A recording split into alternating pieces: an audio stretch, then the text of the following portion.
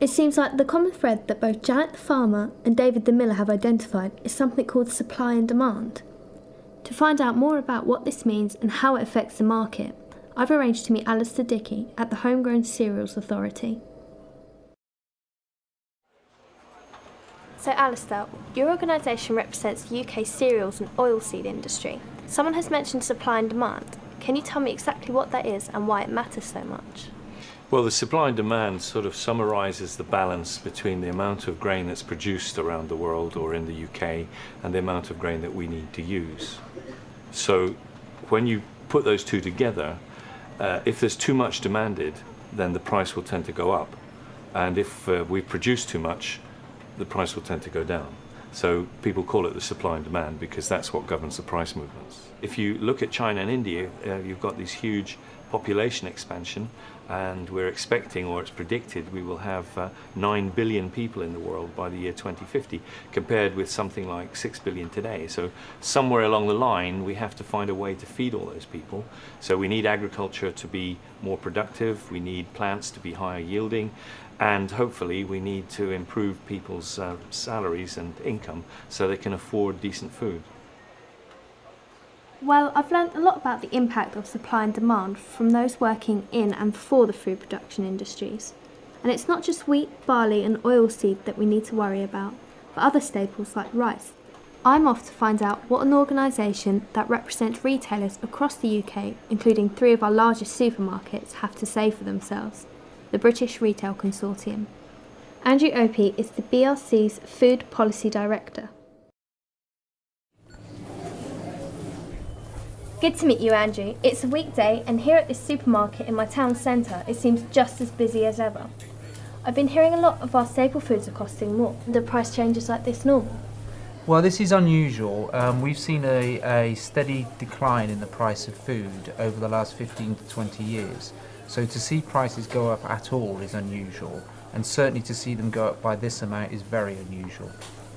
So what sort of factors do retailers have to take into account when setting these prices? Well, the key thing for retailers, of course, is they're in a competitive environment, so they want to get as many customers into their stores as possible.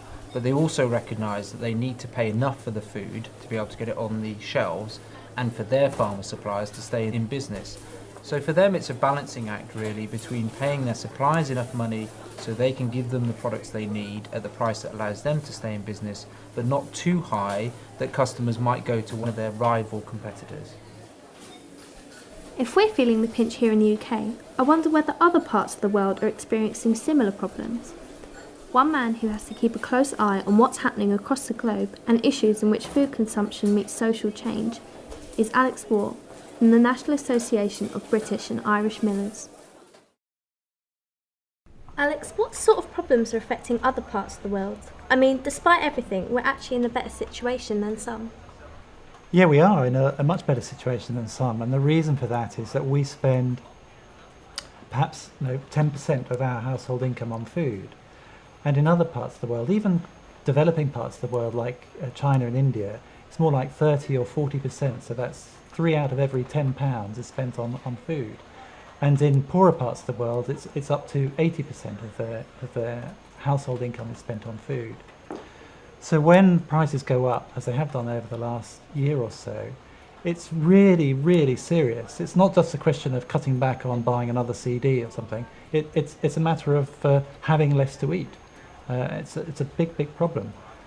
And for that reason, I guess, there's been quite a lot of political unrest as prices have gone up. You've seen riots in Haiti, which is in the West Indies, in Mexico, in Indonesia, in Philippines, all throughout the world, where they've been particularly affected by either rising rice prices or maize prices, which seems to have been the biggest impact. What other social or economic changes are playing a part? Well, as people are getting richer, and they are getting richer around the world, they want a better lifestyle. And part of that better lifestyle is to consume more meat, and meat uses grain in its production. To produce a kilo of chicken, you need a couple of kilos of grain. Or if you want to produce a kilo of beef, it takes 9 or 10 kilos of grain. So that means to say, as people demand more meat or more dairy foods, then the demand for grain goes up even more than if they were just eating wheat or grain as such. So we've got a rising population and a rising wealth in the population around the world, which together are pushing up demand rather more dramatically than has been the case. What do you think this means for the future? Well, in the long run, I think whilst we've been used to paying less and less of our everyday income on food, that situation will change, and we'll end up paying a little bit more than we've been used to. And the reason for that is that over the next 30 years, around the world, we need to produce 50% more food than we have been producing. We're probably going to need a lot more energy than we've been using, simply because the population's going up, and we're going to need more water. If you want more of all those things, then effectively we have to pay for it. If we want farmers to produce more food, we have to encourage them to do that, and that means paying them more. So we can't expect, as a result, that what we pay is going to continue to go down. It'll either flatten out or begin to rise. And we just have to get used to that. And in the end, it's not such a bad thing. At the moment, we have such a sort of casual throwaway culture that food doesn't really matter. But if we begin to pay a little bit more, not enormously, but a little bit more, then perhaps we'll value it a bit more, take more care, and you never know, we might even enjoy it as a result.